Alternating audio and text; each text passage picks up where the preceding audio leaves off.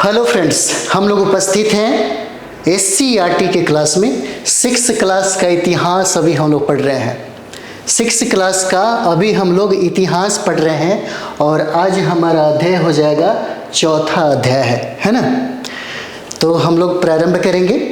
SCERT और NCERT बार बार हम आपको बता रहे हैं, अगर आप प्रारंभ कर दिए हैं तैयारी तो सबसे पहले जितना भी बुकलेट है उसे खरीदिए और बैठ करके सेल्फ स्टडी करिए। सबसे पहले सेल्फ स्टडी करिए, नहीं तो NCERT पढ़ लीजिए, फिर उसके बाद सेल्फ स्टडी करिए। सेल्फ स्टडी करना ही पड़ेगा अगर कंप्लीट करना है। अगर आप चाहते हैं कि आप ऑफिसर बने, आप चाहते हैं शिक्षक बने और आप चाहते हैं कि आपको सरकारी नौकरी हो, तो आपको अध्ययन करना पड़ेगा। आपको पता है बेरोजगारों की संख्या सबसे ज़्यादा कौन लोग बेरोजगार हैं? पढ़े लिखे लोग जो सरकारी नौकरी की तैयारी करते हैं। और दूसरा सबसे ज़्यादा संख्या उनका है जिनके पास कुछ भी स्किल्ड नहीं है ना। कहने का मतलब ये है कि कुछ लोग प्लान ए के साथ प्लान बी भी करते हैं। बहुत अच्छी बात बता रहे है ना। तो आप समझदार हैं, समझिएगा। हम 6th क्लास के बच्चों को पढ़ा नहीं रहे हैं, है ना। आप लोग ग्रेजुएशन कर लिए हैं तब हमसे आप पढ़ रहे हैं, है ना। तो चलिए हम लोग शुरुआत करते हैं। टॉपिक हो जाएगा हम लोगों का प्रथम कृषक एवं पशुपालक। कहता क्या है यहाँ पर समझिए। शबनम स्कूल में दोपहर का खाना खाने के लिए बैठी हुई थी। खाने में चावल, राजमा, आलू की सब्जी मिली। कल ही उसने पुलाव और सोयाबीन की सब्जी खाई थी। वह सोच रही थी कि हमारे पास खाने के लिए इतने सारे अनाज, सब्जी, फल और दूध कहाँ से आते हैं। पहली बात आप यहाँ पे देख रहे हैं ना, मध्याह्न भोजन के तहत समूह में खाते हुए बच्चे। मिड डे मील योजना पढ़े होंगे, मिड डे मील योजना पढ़े होंगे ना, जो दिख रहा है आपको। प्रधानमंत्री पोषण योजना के नाम से भी जाना जाता है मिड डे मील योजना। अच्छा, मिड डे मील योजना को लेकर के अगर पूछिए आपसे कोई भी सवाल, क्या कारण था सरकार को मिड डे मील योजना शुरू करने का? मिड डे मील योजना, मध्याह्न भोजन की जरूरत क्या पड़ी? क्या लगता है विकसित कंट्री में ऐसी जरूरत पड़ती है? विकसित कंट्री में कभी भी ऐसी जरूरत नहीं पड़ती। हमारे ही देश में ये सब चीज की जरूरत क्यों पड़ती है? कभी सोच के भी देखिए। मध्याह्न भोजन शुरू करने के पीछे सरकार का उद्देश्य क्या था? क्या सरकार का क्या उद्देश्य था? मिड डे मील को शुरू करने के पीछे, है ना, सरकार का क्या उद्देश्य था? कुछ तो रहा होगा उद्देश्य। क्या कुछ तो उद्देश्य रहा होगा। सबसे पहला उद्देश्य था यहाँ पर, है ना, सबसे पहला उद्देश्य था कुपोषण को समाप्त करना। सबसे ज्यादा कुपोषण को समाप्त करने की बात थी। उसके बाद यहाँ पर स्कूलों में भागीदारी बढ़ाने का लक्ष्य रखा गया था, ताकि अगर मिड डे मील योजना शुरू किया जाए, है ना, तो यह क्या होगा, भागीदारी बढ़ेगी, है ना। यानी कि स्कूलों में क्या होगा, नामांकन बढ़ेगा और सामाजिक और लैंगिक जो समानता है वो भी बढ़ेगा। लेकिन मिड डे मील योजना सबसे ज़्यादा उन लोगों को ध्यान में रख के बनाई गई जो हाशिए पर थे, यानी कि अंतिम पायदान पे थे। शोषित, पीड़ित, दलित, वंचित, ये समाज के जो लोग हैं ये आर्थिक रूप से बड़े कमज़ोर होते हैं। सामाजिक जो संरचना आप भारत का पढ़ते हैं, सामाजिक संरचना में इनकी स्थिति कैसी है आपको ये बात पता होगा। राजनीतिक स्थिति इनकी भी बहुत खराब होती है ना। न्याय कभी नहीं मिला। देश के इतने साल गुजरने के बाद भी, है ना, देश के आज़ाद हुए कितने वर्ष हो गए और आज भी तत्कालीन जो सरकार है 85 करोड़ लोगों को मुफ्त में भोजन देती है, मुफ्त में भोजन देती है, अनाज देती है और गर्व से बात कहती है, शर्म नहीं आता है। पूरी दुनिया को मत दिखाओ यार, पूरी दुनिया को दिखाने की क्या जरूरत है? पूरी दुनिया को दिखाई देगा तो हमारा कमजोरी पड़ोसी देशों को पता चल जाएगा, फिर अटैक करने में वो देरी नहीं करेगी। राजनीतिक इच्छा शक्ति बहुत कमजोर है, वो आर्थिक रूप से, और सबसे ज़्यादा कौन समाज के लोग हैं, है ना, SC ST OBC वाले, सबसे ज़्यादा उपेक्षित वर्ग में ये लोग हैं। और इनके बच्चों में कुपोषण की मात्रा सबसे ज़्यादा है। इनके महिलाओं में एनीमिया, जो ब्लड की कमी के वजह से उनकी मृत्यु ज़्यादा होती है बच्चे के पीरियड में, सबसे ज़्यादा। सरकार ने अपने लक्ष्य को निर्धारित तो किया, लेकिन लक्ष्य को पूरा नहीं कर पाया, है ना। अब जो लोग कहता है कि जैसा राजा वैसा प्रजा, क्या अब हम लोग अपनी तुलना चाइना से करने लगेंगे, अपनी तुलना हम लोग रशिया से करने लगेंगे, और अपनी तुलना हम लोग अमेरिका से करने लगेंगे, अपनी तुलना हम लोग ब्रिटेन से, फ्रांस से करने लगेंगे, तो दिल्ली अभी बहुत दूर है ना। सबसे पहले आप लोग पढ़े लिखे लोग हैं, है ना। चलिए यहाँ पर आइए, आप लोग पढ़े लिखे लोग हैं। ये बात हम क्यों आपको बोले, जब इस तरह से प्रश्न आएगा, जब इस तरह से कभी सोचने का मौका मिलेगा तो ज़रूर सोचिएगा, है ना। चलिए आगे हम लोग बढ़ते हैं यहाँ पर, है ना, यहाँ पर आगे बढ़ते हैं। देखिए क्या कहता है, यहाँ पर कहता है कि आज हम विभिन्न प्रकार का भोजन करते हैं। बात सही है, आज हम विभिन्न प्रकार का भोजन करते हैं, ठीक। अनाज से बने भोजन, सब्जी, दूध, दही, मक्खन, मांस, मछली आदि, यह हमें अधिकांश उगाई गई फसलों और पालतू पशुओं से मिलते हैं। लेकिन बात उस समय की है, बात जब हम लोग प्रस्तर युग की पढ़ते हैं, जब पाषाण काल की पढ़ते हैं, तो पाषाण काल में 3 एज है ना। पहला एक हो जाता है पूरा पाषाण काल, दूसरा हो जाता है मध्य पाषाण काल, और तीसरा हो जाता है नव पाषाण काल। पूरा पाषाण काल में, मध्य पाषाण काल में और नव पाषाण काल में अंतर तो दिख रहा होगा। एक बार और अंतर की हम लोग बात कर लेते हैं, है ना, ताकि चीज़ें समझ में आए, ठीक है। तो यहाँ पर देखिए, पूरा पाषाण काल में समाज कैसा था, आखेटक था, है ना। कैसा था, आखेटक था। शिकार करके ही भरण पोषण करता था, अपने बच्चों को खिलाता पिलाता था। और यहाँ पर खाद्य संग्राहक था, है ना, खाद्य संग्राहक था, संग्राहक, है ना। ये कब की बात है, पूरा पाषाण काल की, है ना, पूरा पाषाण काल की। और पाषाण का मतलब तो आपको पता ही होगा, पाषाण का मतलब होता है पत्थर। हम लोग पाषाण काल को जब पढ़ते हैं तो हमारे पास कोई भी प्रमाण, कोई संदर्भ ऐसा नहीं है जिसके बारे में हम पढ़ लें और सटीक हमको जानकारी मिल सके। ये तो पुरातात्विक साक्ष्यों के आधार पर हम उस मानव के समाज के बारे में कुछ हमें जानकारी मिलती है। जैसे उस समय के मानव ने जिस पत्थरों का प्रयोग किया अपनी ज़िंदगी को जीने के लिए, सर्वाइवल के लिए, जिन पत्थरों का प्रयोग किया, उसी पत्थरों के अध्ययन के आधार पर हम लोग पाषाण काल के बारे में पढ़ते हैं और जानते हैं और कुछ समझते हैं। तो हम लोग अभी पूरा पाषाण काल की बात कर रहे थे, और पूरा पाषाण काल में लोग बड़े बड़े पत्थर का, है ना, बड़े बड़े पत्थर का प्रयोग करते थे, ठीक। ये पूरा पाषाण काल की बात है।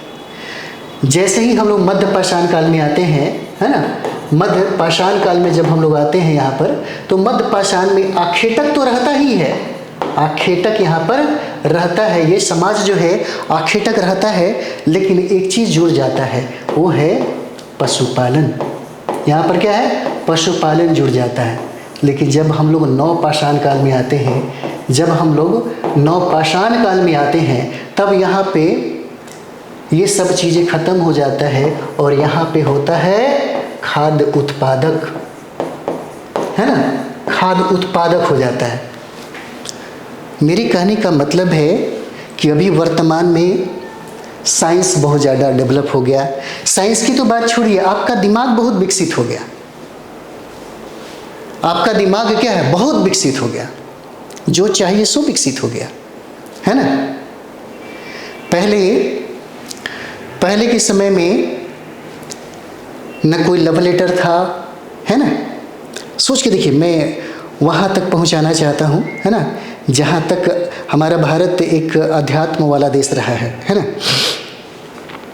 तो जब आपके पास कोई कम्युनिकेशन के लिए कोई सोर्स नहीं था, कोई साधन नहीं था, है ना, तो सोच के देखिएगा, ना आपके पास लिपि थी, नहीं लेखन कला थी, तो सोचिए एक दूसरे से अगर प्रेम हो, एक दूसरे से अगर स्पिरिचुअल अटैच हो, इमोशनल अटैच हो, अगर वो कहीं 2 किलोमीटर आपसे कहीं दूर हो, तो सोचिए ब्रेन और इमोशन कितना तगड़ा था कि आप जो सोचते थे सामने वालों को पता चल जाता था। उसके बारे में आपके मन में क्या भावना उठ रही है, वो सारा चीज़ें वो सामने वाला बंदा बता दे रहा है। आज हमारे पास इतना साइंस डेवलप होने के बाद भी हम लोगों का चेहरा नहीं पढ़ पाते, धोखा खा जाते हैं, है ना। क्या होता है ना, धोखा खा जाते हैं, लूट लेता है लोग, बर्बाद कर देता है। हम ही से मोहब्बत, हम ही से लड़ाई, मोहब्बत भी आप ही से लोग करता है और लड़ाई भी आप ही से करता है ना। बहुत सारी बातें हैं जो आज के समय में क्या नहीं है। मशीन है कि आप झूठ बोल रहे हैं कि सच बोल रहे हैं, ये भी पता चल जाएगा। दिल में कुछ और, दिमाग में कुछ और चलता है। लेकिन उस समय की बात है ना, उस समय के समाज की अगर हम लोग बात करें, जब बहुत सारी चीज़ें हैं जो पता चलता है ना। तो यहाँ पर देखिए, यहाँ पर कहता है कि परंतु आरंभिक मानव कुछ भी नहीं उगाते थे, है ना, सब कुछ जंगलों से बटोर लाते थे। उनको पता ही नहीं था, पता की बात छोड़ दीजिए, उनको आवश्यकता ही नहीं था। आवश्यकता क्या है? आविष्कार की जननी कहा जाता है। जब उनको आवश्यकता हुई, है ना, तब पत्थरों को काट तराश करके उन्होंने हथियार बनाना सीख गया। जब आवश्यकता हुई तब उन्होंने आग की खोज की, और जब आवश्यकता हुई, है ना, तो ये समाज के लोगों ने आग का उपयोग भी किया। कच्ची मांस खाने वाला आदमी अब आग में मांस को पकाकर खा रहा है। ठंड से मर जाने वाला, बर्फीली जगहों में जीवन गुजारने वाला आदमी ठंड से कांप कर वो बंदा, है ना, वो मानो मर जाता था, अब खुद को सुरक्षा रखने के लिए आग का प्रयोग करना सीख गया। जंगली जानवर जो बहुत ही खूंखार हुआ करते थे, जनसंख्या उतना बढ़ती नहीं थी, लोगों का जन्म होता तो था, लेकिन मृत्यु भी सबसे ज्यादा होती थी। जन्म उतना ही हो रहा है, जन्म में कोई फर्क नहीं पड़ा, जन्म उतना ही हो रहा है जो आज जन्म होता है। लेकिन उस समय के लोग ज़्यादा मरते थे, मर जाते थे, आपदा के कारण, खुद के कारण, है ना, बाहरी और आंतरिक वजहों के कारण। आज हमने मृत्यु पे कंट्रोल कर लिया। आज हमारे यहाँ बच्चों की मृत्यु बहुत कम होती है। विकासशील देशों में थोड़ा ज़्यादा है, लेकिन विकसित कंट्री में बच्चे की मृत्यु, जच्चा बच्चा की मृत्यु बहुत कम होता है। और यही तो वजह हुआ, है ना, यही तो वजह हुआ कि हमारे भारत में पूरी दुनिया में सबसे ज़्यादा जनसंख्या बढ़ गई। 2011 का जनगणना जब आप पढ़ेंगे तो चाइना नंबर 1 पे था। अभी जब जनगणना आप पढ़ेंगे वर्तमान में, तो पूरी संसार, पूरी दुनिया में सबसे ज़्यादा आप ही का जनसंख्या है। क्या है ना।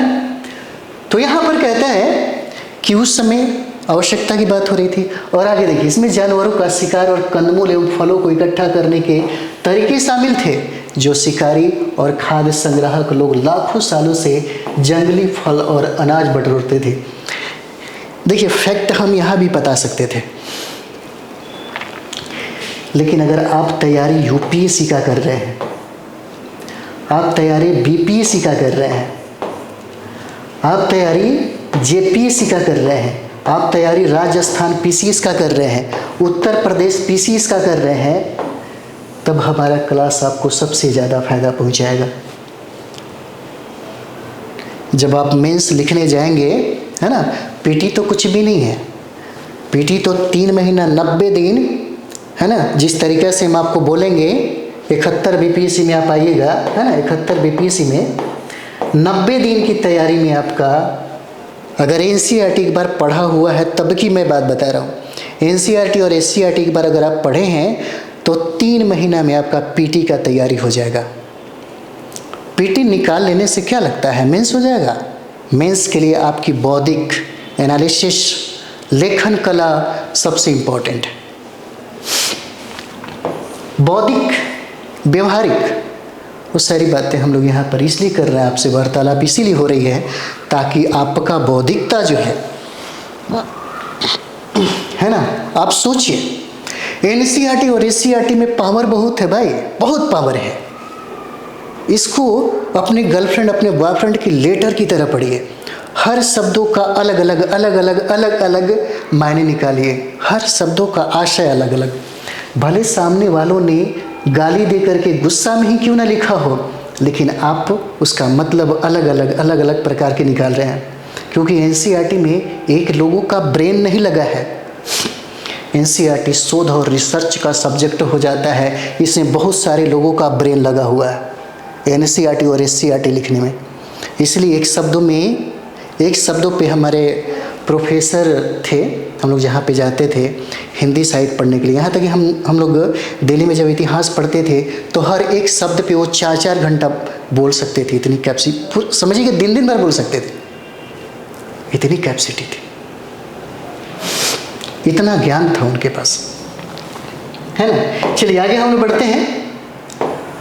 आगे देखिए क्या कहता है, मालूम तो होगा ही, है ना, मालूम तो होगा ही कैसे बीज से पौधे उगता है। उन्होंने आसपास ऐसे खूब सारे पौधों को उगते देखा होगा, फिर भी उन्होंने खेती शुरू नहीं की। इसका क्या कारण रहा होगा?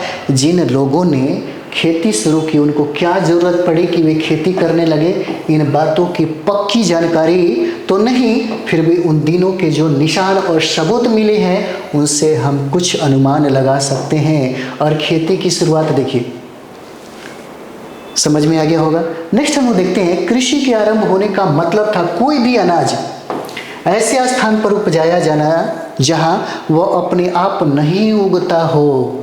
सबसे पहले खेती किसने और कहां शुरू की? अनुमान है कि खेती की शुरुआत ईरान और इराक देश की पहाड़ियों की तलहटी में हुआ। पहला आपको यहां से फैक्ट मिल गया। फैक्ट क्या मिला? अनुमान है कि खेती की शुरुआत कहां से? ईरान और इराक देश की पहाड़ियों की तलहटी से हुई। आज से लगभग 8000 से 10,000 साल पहले वहां रहने वाले लोगों ने सबसे पहले खेती करना शुरू किया, है ना। आगे देखिए, बाद में जगह जगह लोगों के समूहों द्वारा खेती शुरू हुई। अपने देश में खेती की शुरुआत आज से 5-6 हजार साल पहले पश्चिमोत्तर भारत में हुई। और समूह की महिलाएं पेड़ पौधों के बारे में बहुत जानकारी रखती थी, क्योंकि आमतौर पर जंगली फल, दाने, जड़ें आदि इकट्ठा करने का काम वही किया करती थी, है ना। देखिएगा, जब आप जनजातीय समाज में देखेंगे, आप पढ़िएगा, हमारे भारत में ही अंडमान निकोबार द्वीप समूह की बात हो रही है, तो आइए हम लोग यहाँ पे थोड़ा चर्चा भी कर लेते हैं ना।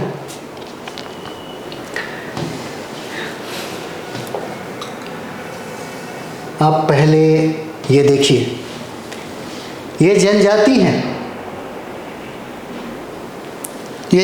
है, ये जोरवे जनजाति है अंडमान निकोबार द्वीप में, है ना। ये भारत का भाग है, हमारे देश का हिस्सा है यह, बट कितना पिछड़ा हुआ समाज है ना। ये जोरवे जनजाति है, बहुत खतरनाक जनजाति माना जाता है। और हम लोग अभी पाषाण काल पढ़ रहे थे, पाषाण काल में जो मानव का जो व्यवहार था, अगर उसको आप अपनी आंखों से देखना चाहते हैं तो इन जनजातियों का हालात देखिए, इन जनजातियों का सामाजिक अध्ययन करके देखिए, आपको फिर पाषाण काल और इसमें बहुत सारा अंतर नहीं दिखेगा। अभी 2024 के चुनाव में सोम्पेन जनजातियों ने मात्र 7 लोग थे जो लोकसभा के चुनाव में उन्होंने वोट डाली है। और पता है, ये लोग भारत के असली लोग हैं। दुनिया में जितने भी, चाहे अमेरिका की बात हो, यूरोप की बात हो, है ना, जो सबसे ज़्यादा जो डेवलप हुआ ना, वो बाहर से आने वाला लोग ही सबसे ज़्यादा डेवलप हुआ। अमेरिका में आज भी जो रियल अमेरिकन है, आज भी रेडी में मतलब क्या बोलते हैं, छोटे मोटे दुकान चलाते हैं, छोटे मोटे काम करते हैं, वो डेवलप उतना नहीं है। लेकिन अमेरिका में सबसे ज़्यादा यूरोप के जो लोग वहाँ पर गए, यूरोप के लोग सबसे ज़्यादा डेवलप हुए, अमेरिका को सबसे ज़्यादा विकसित किया। भारत में भी SC ST OBC की जो बात हम लोग करते हैं, ये भारत के रियल जो लोग हैं, रियल लोग हैं। अब चीज़ों को समझने वाली बात है। कहने का मतलब यहाँ पर हमने एक बात बताया था, जो असली लोग हैं, ये लोग क्या हैं, ये भारत के असली लोग हैं। लेकिन भारत के असली लोग क्या मुख्य धारा में जुड़े हुए हैं? सामाजिक स्तर इनका देखिए, राजनीतिक स्तर इनका देखिए, आर्थिक स्तर इनका देखिए, है ना, धार्मिक और सांस्कृतिक अजूबा तो है, लेकिन बाकी सभी चीज़ों में कितना पिछड़ा हुआ है। क्या हम कभी इस व्यक्ति को मुख्य धारा में जोड़ सकते हैं? लेकिन हम लोगों ने भारत में बड़ा खूबसूरत लोकतंत्र को अपनाया। लोकतंत्र यानी कि लोगों का शासन, है ना, लोकतंत्र अपनाया, लोगों का शासन। वैसा शासन प्रणाली जहाँ पर ज़्यादा से ज़्यादा लोगों का भागीदारी सुनिश्चित होता हो, है ना। हम भारत में एक ऐसे लोकतंत्र की स्थापना की जो सबसे अंतिम पायदान के लोगों की भी भागीदारी सुनिश्चित करने की बात किया जाता है लोकतंत्र में, है ना। तो ये सब चीज़ें हो जाती है। चलिए आगे हम लोग फिर देखते हैं क्या कह रहा है ना। तो यहाँ पर देखिए कहता है, अभी हम लोग जनजाति इसलिए देखें ताकि चीज़ें जो है ना वो समझ में ज़्यादा है ना। और यहाँ पर देखिए कहता है कि पश्चिमोत्तर भारत में क्या है भाई, पश्चिमोत्तर भारत में आखिर है क्या है पश्चिमोत्तर भारत में? तो पश्चिमोत्तर भारत में क्या हुआ, 5 से 6 साल पहले की बात है ना। 5 से 6 साल पहले की यह बात हो जाता है। 1 मिनट।